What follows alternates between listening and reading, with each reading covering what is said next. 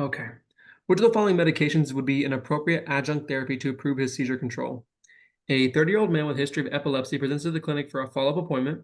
He reports experiencing increased seizure frequency, and despite taking his prescribed medication regularly, the patient is currently despite it. And so, okay, the patient is currently taking carbamazepine. Which of the following medications would be an appropriate adjunct therapy to improve his seizure control? Um, Straight up, I don't know. I would just say probably valproic acid or lamotrigine. I'll probably go with valproic acid.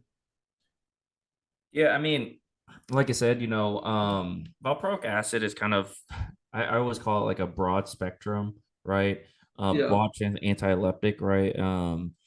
Broad spectrum as in, once again, these seizure medication drugs, they don't really ask them very, very often on your actual test because it's so difficult to figure out which one is which, right? As in, like, what is, the next treatment, right? And so this is more of a step two question, I would say. Wouldn't worry too much about it, right?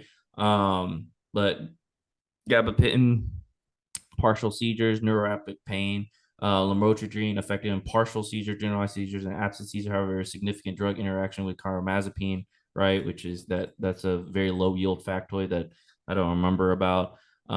Similar mechanism action. So adding this to something that already works doesn't really add anything, and a phenobarb refractory because barbiturates make you very, very sedated. So best Yeah. answer choice here is going to be valproic acid. But just remember that valproic acid is kind of like your catch-all of seizures, right? What I mean by broad spectrum is whatever type of seizures you can try it on.